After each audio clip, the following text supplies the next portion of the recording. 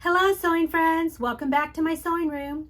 My name is Robin and today I'm going to show you the dresses I made for hashtag Project Dress a Girl 2023.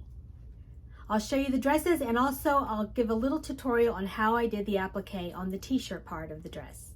Hashtag Project Dress a Girl is hosted by Maddie at Maddie Sews. If you need more information, make sure you check out her kickoff video that explains the types of fabric you can use and all the details on Project Dress a Girl. So I will link her video in my description box below. So make sure you check that out. But today I want to show you my dresses that I made. And one of the key features that you need to know about making dresses for Dress a Girl is they need to be made out of a woven cotton fabric. No, they can't be all knit, but they can be, the top portion can be like a t-shirt like this. But the bottom has to be cotton.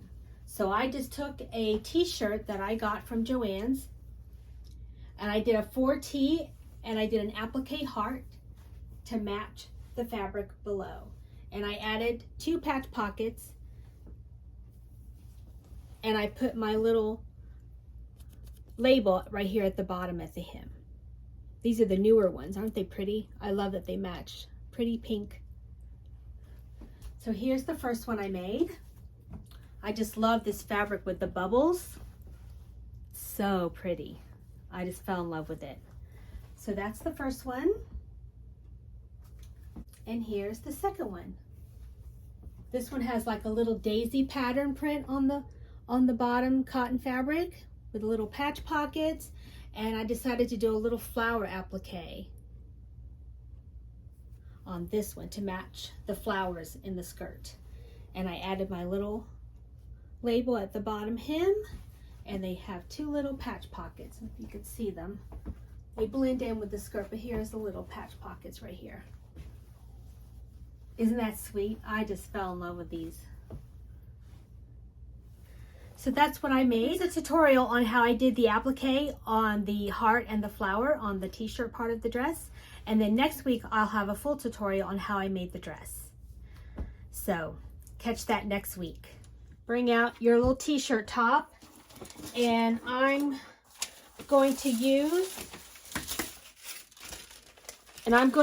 Wonder Under. It's a fusible paperback web, and I just cut off a little square of it. One side is paper and the other side is like a fusible glue. You can feel the glue side is here, and this is slick like paper. So we're going to cut out a piece like that, and I'm going to get out my ironing surface to iron this on. And I'm going to take a scrap piece of my fabric and I'm going to put wrong sides up. And I'm going to take my paperback fusible web and I'm going to put the glue side down onto the back of the fabric like this. And then I'm going to take a hot dry iron and press for 5 to 8 seconds. Okay, let that cool down. Okay, I'm going to put a heart on the top of my t-shirt. And remember this stencil from back in the 90s? This is from Creative Memories. Comment below if you remember doing that craft. I love this stencil. So I think with this one, I'm going to use this heart right here. So I'm just going to lay this on the paperback fusible web. And I'm just going to use a pencil and trace this.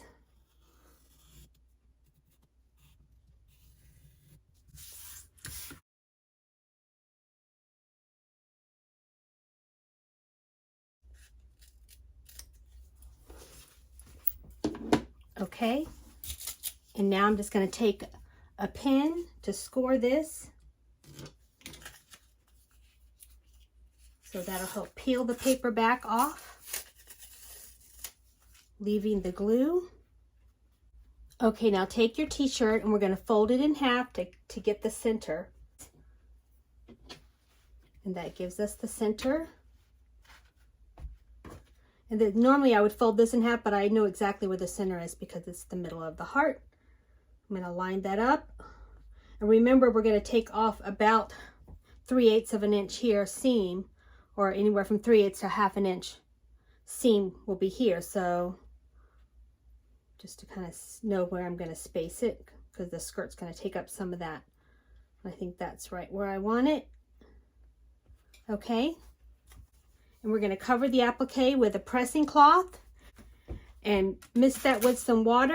It needs to be damp. And take a hot iron and you're going to press it for 10 to 15 seconds.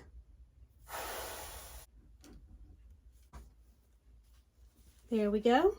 Let that cool off, and then we're going to take it to the sewing machine and we're going to do some stitches around the edge of the heart. Okay, I'm going to use this stitch over here for my applique, but you can use whatever stitch you like. I like this stitch right here, number 16 on my Sapphire 965Q, but use whatever stitch you like. And this one is a little bit long, so I'm just going to shorten the stitch length on this over here. Instead of 28, I'm going to shorten it to 20. And keep the 7 width. And I think I want to mirror it too, because I like the little curly cues on the outside. There. But you can do a zigzag, you can do a satin stitch, whatever you like. Change out my foot to my B foot.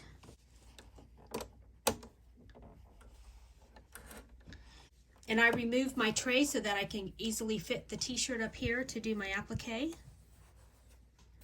And I like to start at the bottom of the heart. That way I can stick my needle right in the bottom to make sure I capture that. Just gonna put my needle right down at the end of that heart.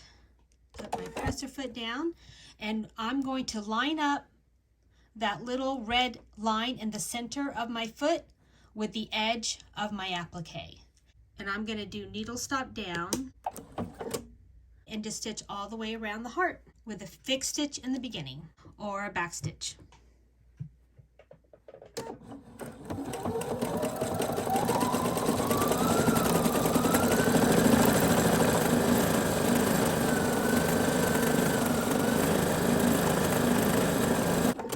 And you can stop and pivot and turn. Keep it lined up.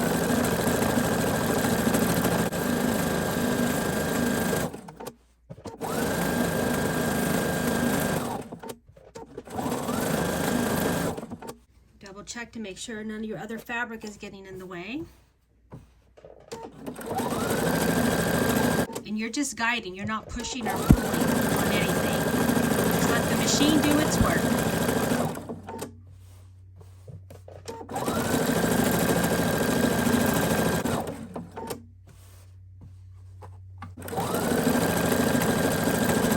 When it gets close to the point of the heart, I like to stop it when it's down in the point. I need to go a little bit more.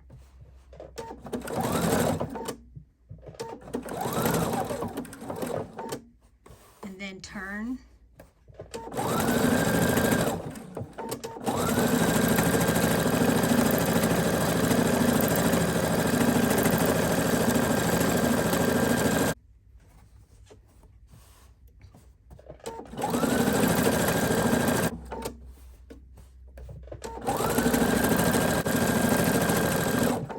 Before I get to the end, I like to clip this thread off so it doesn't make a mess for me.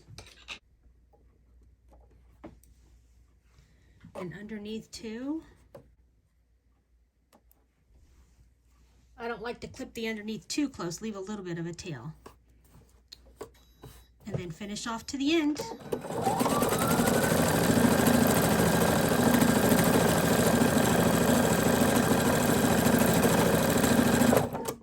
And then I like to do a fixed stitch or a back stitch here. And we're done. Clip our thread.